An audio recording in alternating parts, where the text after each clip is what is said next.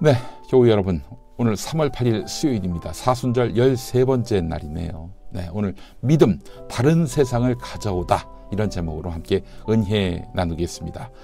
자, 사순절 평화발자국, 어린이를 마주대할 때 허리를 굽히기보다는 무릎을 꿇어서 눈높이 맞추기. 네, 이런 미션이 오늘 우리에게 주어졌습니다. 눈높이는 소통이고 무릎은 존중입니다. 네, 아시겠죠? 마태복음 20장 27절에서 28절까지 말씀 함께 하겠습니다. 새 한글 성경입니다.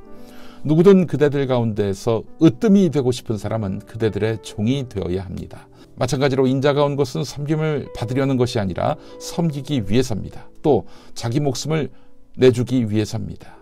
많은 사람을 풀어주는 대신에 치를 몸값으로요. 오늘 말씀과 삶은 영화 자산어보를 언급합니다. 여러분, 이 영화 보셨습니까? 저는 이 영화 보고 와, 이게 진정한 선교 영화구나 라는 찬사를 토해냈습니다. 정약용, 정약전, 네, 세 형제 이야기입니다. 이 세 사람은 형제지만은 운명이 갈려요. 네. 우선 정약종은 그리스도교를 믿는다고 순교를 당했습니다. 가톨릭을 받아들인 것이죠. 정약용은 전남 강진으로 유배를 갑니다. 전남 강진 묻히지요. 자, 근데 정약전은 더 심한 유배를 당했어요. 그곳은 흑산도였습니다. 흑산도 아시죠? 홍어가 많은 흑산도. 네. 정약용은 공부하기도 좋고 책 쓰기도 좋은 숲이 많은 강진으로 유배를 갔잖아요. 이건 선비에겐 축복이나 다름없습니다. 거기서 목민심서 등 500여 권을 집필했습니다. 정약전은 그런데 험한 뱃길을 건너서 흑산도에 던져지지요. 그런데 정약전은 거기서 해양생물 155종의 이름, 분포, 형태, 습성 등을 꼼꼼하게 조사해서 기록한 자산어보를 만듭니다. 자산어보, 영화 제목이기도 하지만 정약전이 만든 책 이름이기도 합니다. 이게 그 조선 최고의 해양종합과학서적이라는 평가도 들었습니다. 자, 제가 왜 이 영화가 진정한 기독교 선교 영화라고 했느냐? 성리학에 대해서 알 만큼 알았던, 그래서 성리학에 대해서 회의감을 가졌던 정약전은 유교에 대해서 많은 걸 알고 싶어한 창대라는 젊은 너비와 일종의 거래를 합니다. 너는 물고기에 대한 지식을 일러다오. 내가 너를 성리학에 눈뜨게 해주마. 이러면서 서로 거래를 했던 거죠. 자, 창대와 친밀감이 더해가면서 정약전은 성리학이 길이 아니다. 내가 믿으려다가 탄압당한 기독교 복음이야말로 진리다. 이런 취지의 말을 하게 돼요. 어떤 말이냐? 내가 바라는 것은 양반도 쌍놈도 없고 적자도 서자도 없고 주인도 노비도 없고 임금도 필요 없는 그런 세상이다. 와, 반상을 부정하는, 계급을 부정하는 세상. 자, 이런 세상이 바로 기독교가 지향했던 세상이었죠. 유교 사회였던 조선은 이를 눈뜨고 볼 수가 없었습니다. 허용할 수 없었어요. 그래서 천주교를 박해하기 시작했습니다. 어마어마하게 박해했습니다. 다 죽였어요. 여러분, 기독교의 복음이 바로 이러합니다. 하나님이 창조하신 피조물 중에 차별과 차이란 있을 수 없다. 이 가르침을 진리로 받아들이는 종교가 바로 기독교입니다. 여러분, 예수님의 말씀이, 바울 선생의 말씀이 이러하지 않았습니까? 다시 말씀과 삶으로 돌아옵니다.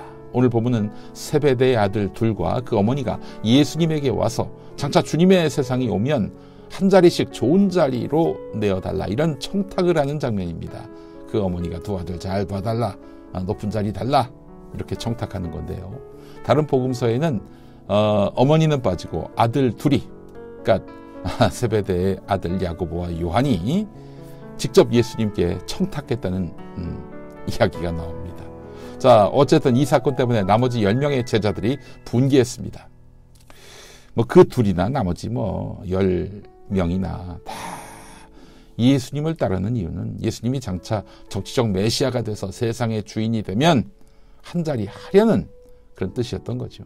자, 그러나 예수님이 세상에 오신 목적이 어디? 자리를 얻으려고, 권력을 얻으려고, 그거였겠습니까? 세상에서 한 자리를 얻기는커녕 자기 목숨을 많은 사람을 위해 내어놓으신 그런 길을 걷지 않으셨습니까? 예수 믿는 사람이 높은 자리에 가면 세상이 바뀐다, 이런 가르침이 있습니다. 이름하여 고지론, 높을 고자에 땅 지자에서 고지론, 이건데요. 근데 여러분, 예수 믿는 사람, 그중 대표적인 그런 직분인 장로가 대통령이 된 경우가 얼마나 많았습니까? 우리나라에서 3번이에요. 그 장로님들이 대통령 됐을 때 어떻습니까? 세상이 바뀌었습니까? 아름답게 정의롭게 바뀌었습니까? 어떤 장로님은 민주혁명으로 국민에 의해서 쫓겨나고, 다른 장로님은 나라 경제 망쳐놓아서 사실상 심리적 탄핵을 당했고, 또 다른 장로님은 부정부패 사범으로 감옥에 다녀오기도 했습니다. 예수 믿는 사람이 높은 자리에 가면 세상이 바뀔 수 있겠죠. 그러나 그 경우는 그 사람의 종교가 단순히 기독교여서는 안 됩니다. 권력자가 되기 위해서는 섬기는 사람이 돼야 하고, 으뜸이 되고자 하는 사람은 종이 돼야 한다는 예수님의 가르침이 삶의 철칙인 사람이어야 합니다.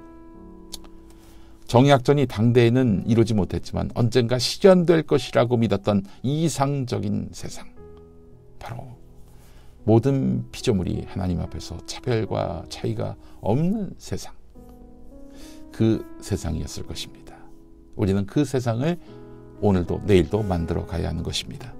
여러분, 돈이 많으면, 권력자와 친하면, 또 세상에 메시지 권력을 쥔 사람 편에 서서 그들이 말하는 대로 복창하면 편하게 살 수 있다, 이 관념을 떨쳐내고 복음 앞에 모두가 평등하고 자유롭다는 기독교의 이상과 진리 앞에 우리가 서야 하지 않겠습니까? 여러분은 왜 예수님을 뒤따르고 있습니까? 왜 그를 구주로 고백하고 믿고 있습니까?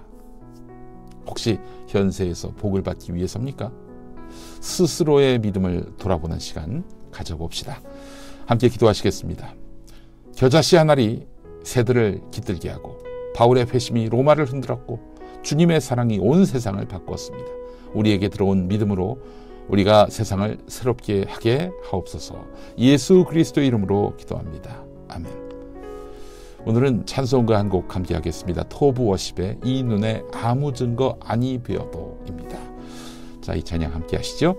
한국기독교장로회 총회 교육국에서 만드는 말씀과 삶, 여러분 구매 또는 정기 구독으로 함께 하시면 어떨까요? 한국기독교장로회 총회 교육국 홈페이지에서 만나보시기 바랍니다. 내일 다시 오겠습니다. 고맙습니다.